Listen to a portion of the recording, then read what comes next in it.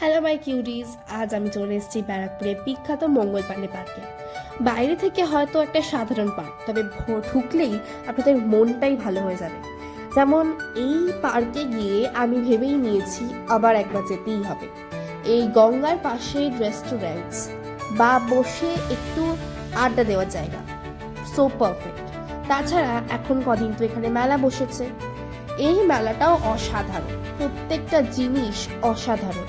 আপনি যেটাই দেখবেন আপনার মনে হবে আপনি কিনে নিন, এবং পছন্দ হচ্ছে বলেই কি দাম বেশি? একদম নয়, খুব কম দামে।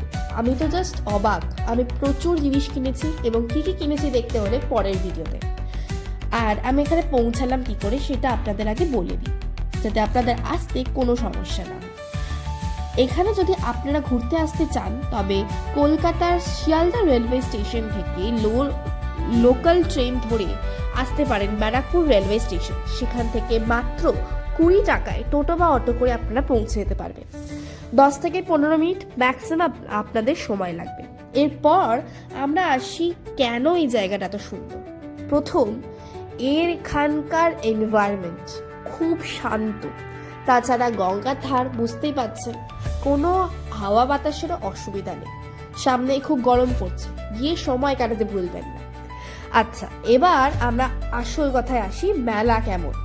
প্রত্যেকটা দোকান তুলে ধরছে এক একটা বিখ্যাত হাতের কাজের জিনিসপত্র, যেমন আপনারা এখানে দেখতে পাচ্ছেন নেম প্লেটস।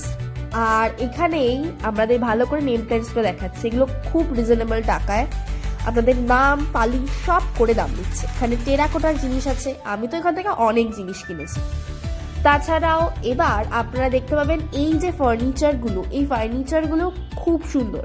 ঘরের একটা কোণা সাজানোর জন্য অনেক অনেক আমরা জিনিস কিনতেও পারি, এবং আপনি যদি কাউকে গিফট করেন তারাও খুব ভালো বলবে।